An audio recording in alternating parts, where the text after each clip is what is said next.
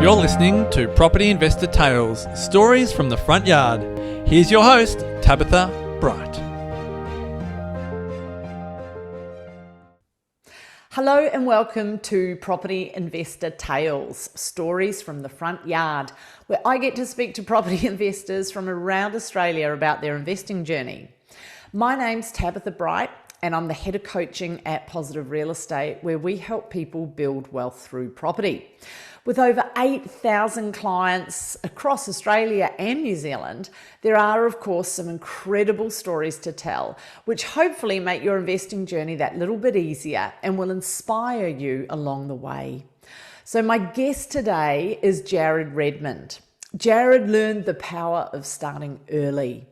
He's injected a little bit of romance into the story, which we all like a little bit of romance, right? And investing successfully whilst juggling a young family. Enjoy this conversation with Jared. Jared Redmond, welcome to the podcast. Thank you very much, Tabitha. How you going, buddy? I'm good. So today we're going to chat a little bit about your journey with investing, which has certainly had its hoops to jump through. And I want to get to know a little bit about yourself and what's been going on, because from my research, when I did some homework on you, I found out that you'd been investing since you were 22. And tell me a little bit about that. Tell me what started your journey with investing. To be honest, mum and dad, or dad in particular, was the property investor in the family.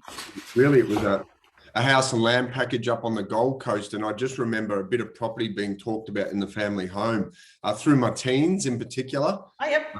And, you know, when I was 21 years old, my father bought me a book, and I think it was Building Wealth Through Investment Property by Jan Summers. I read it, and he was on my back about getting a property, and thank goodness he was, because at the age of 22, I was able to save up a deposit. Back then it was 20 grand deposit. Wow. Yeah, and bought my first house out in Hoppers Crossing in Melbourne for 172 grand back then. 172 grand. Yeah. First home buyer's grant back then as well, which was, I think it was close to 20 grand back then as well. So it was a good little deal to get into. And I was away really. I lived in it for 12 months and then tenants in it for many moons after that. So that's sort of where it started. That's the spark. And when you say you moved out after 12 months, because a lot of first homeowners will do that, they'll take advantage of the grants and they'll move in for the requisite 12 months or so and then turn it into an investment. You didn't continue investing at that point, did you? You had some oats to sow? Yeah. Look, if I look back now, like we've all got regrets, haven't we? But if I look back now, if I'd only gone again and again, maybe in my mid to late 20s, even if they were local places here out at Werribee and Hoppers Crossing, I'd have a much different story to tell. But I had itchy feet, and one of the guys that moved in with me for that 12 months, I had a couple of mates move in. I'm not telling any stories about that 12 months in my life. At the age of 26, I packed up and went overseas for 12 months and just, university of life. And I met my wife. Now, I saw something in your commentary when I was doing some homework on you, and you made a wee note that you met Gemma.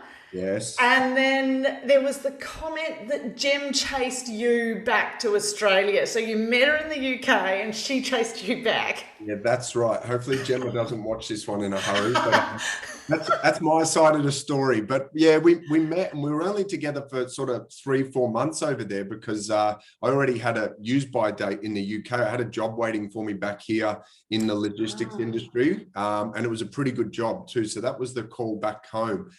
That was about 13 months in, and Gem stayed there for about 6 months, and then she come and joined me over here in Oz, and we haven't looked back really. Started a family, etc.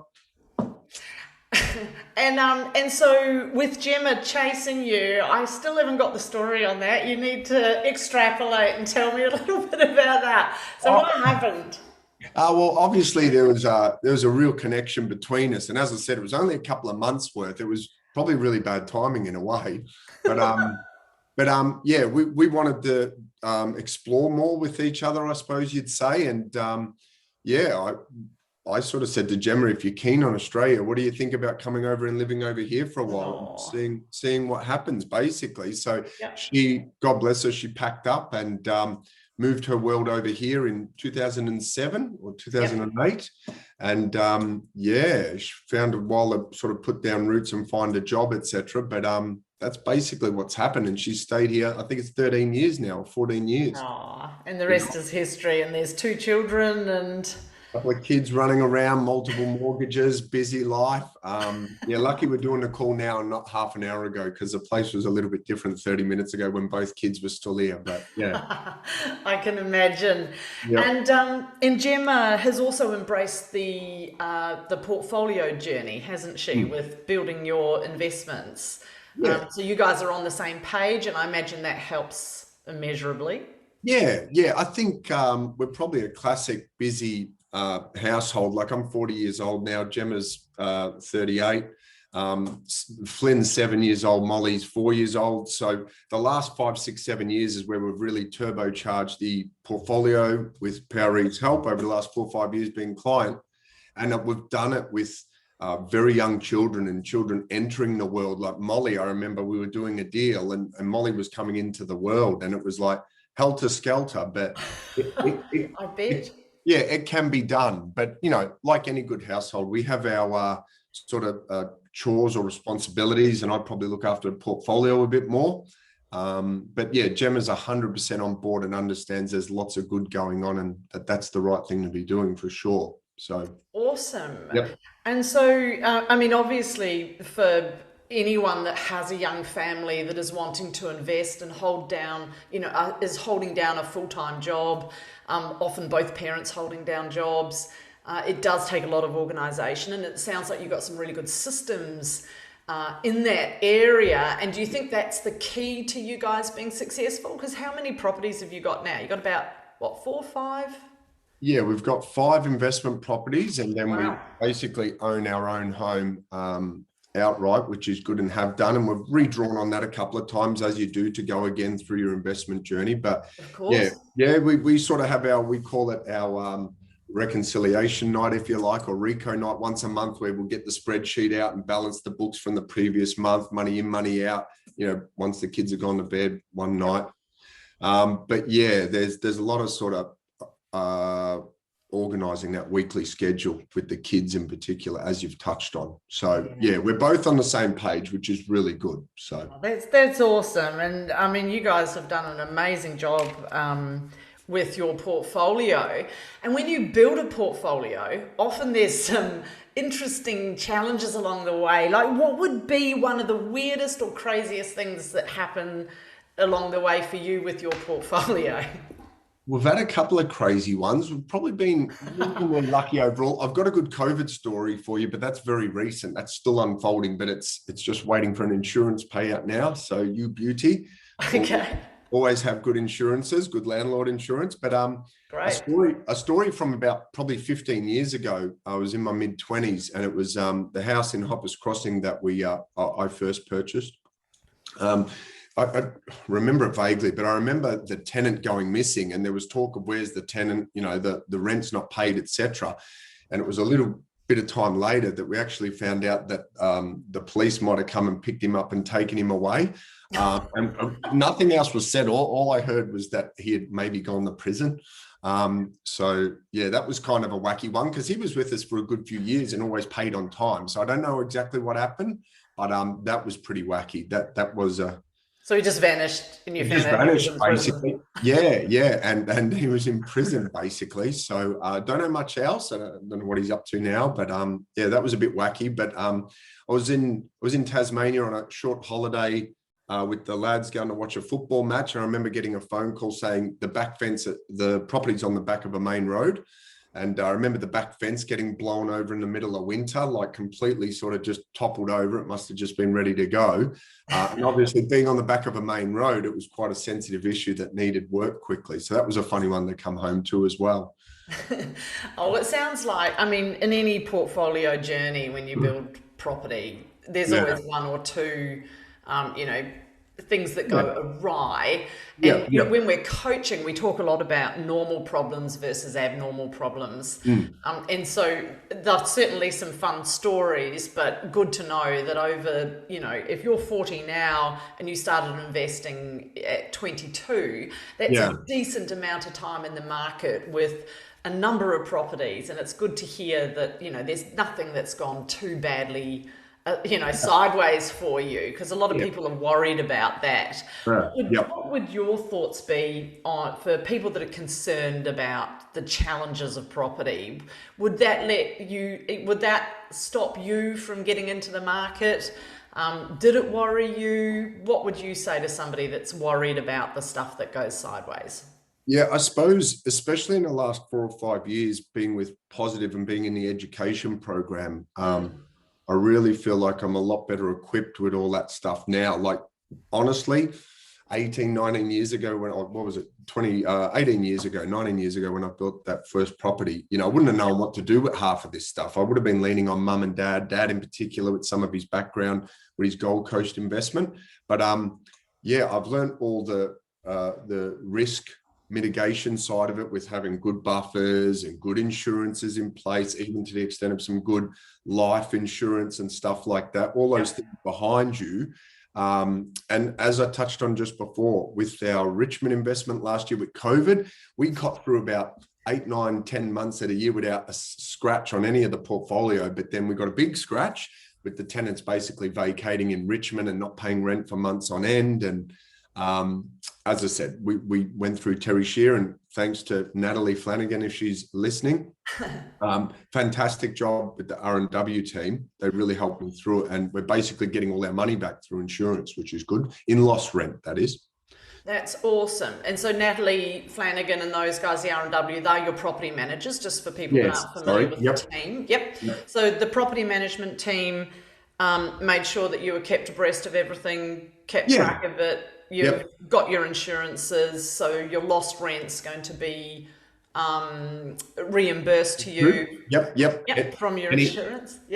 Any day now that's due in. So it's taken a long time. It was a long, drawn out process. But the team at R&W were fantastic. Like, lots of communication with Nat, and lots of emails and all that, because one of the tenants had moved out, and the other one stayed in for a long time and eventually stopped paying himself. So it just got really messy, to be honest.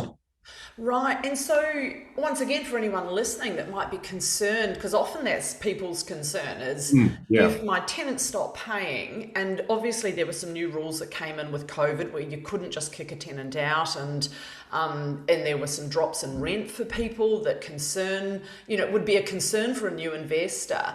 One of the key coaching tools for the coaches teaching people about investing is buffers. Is that so? Having a certain amount of money set aside for this kind of stuff, for emergency. Is that what you were able to draw on? So you had some buffers to manage the fact that your tenants weren't paying rent for a period of time. Is that what happened? Yeah, that's exactly what happened, mate. Yeah, that got us out of drama. We didn't miss a repayment, etc. So we stayed in the lender's good books. It didn't. We got reasonably good cash flow, but those buffers definitely come into action, because it was a good sort of 3 or 4 months there of heavily reduced rent or no rent. So it started to add up a bit, but having that good buffer in place got us through. Great. And then good communication from the team and your insurances as your backup, and and you live to, pop out and fight another day. I was really, it was good in a way. Like, we experienced it, and, all that stuff that PRE had been preaching with the buffers and good rental managers and stuff like that as well. It all come to the fore. So it was good. Awesome.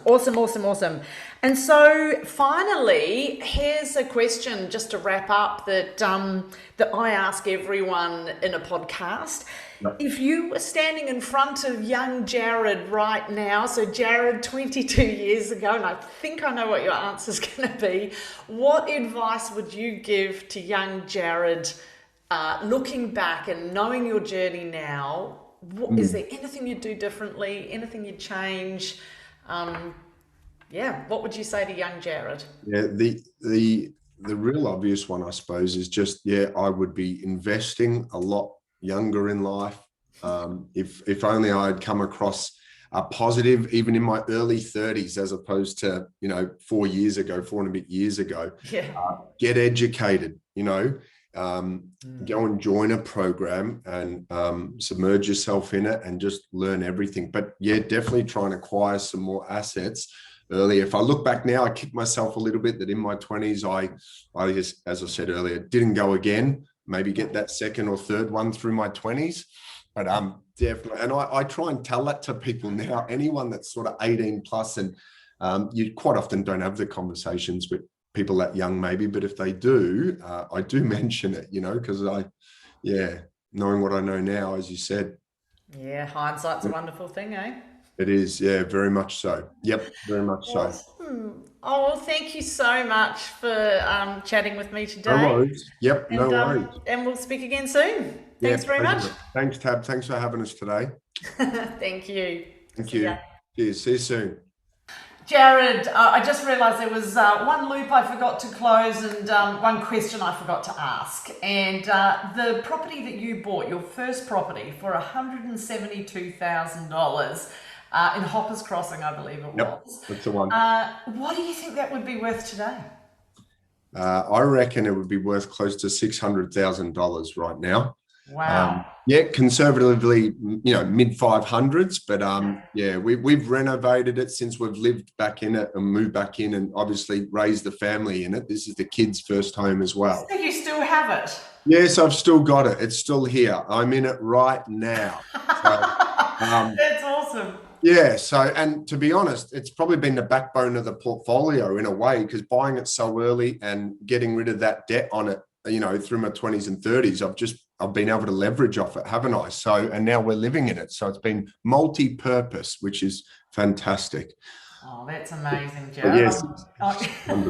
I'm certainly glad I came back and asked that question. Yes, so the top tip really is get in as early as you can. And just hold. If you haven't got in early, you haven't necessarily missed the boat.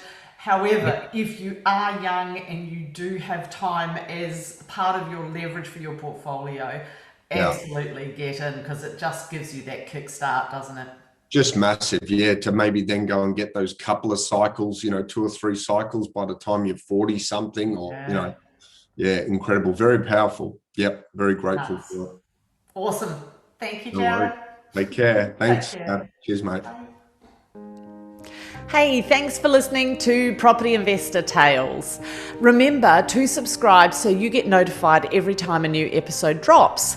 As you can guess, I love hearing people's property investor tales. So if you'd like to share yours, then please get in touch with me via email at propertyinvestortales@positivementor.com.au. We would also love your feedback, and I would appreciate a 5-star review over on Apple Podcasts or Spotify. Remember, you can watch all of these podcasts over on YouTube at Positive Mentor or at positivementor.com.au. Until then, take care, happy investing, and bye for now.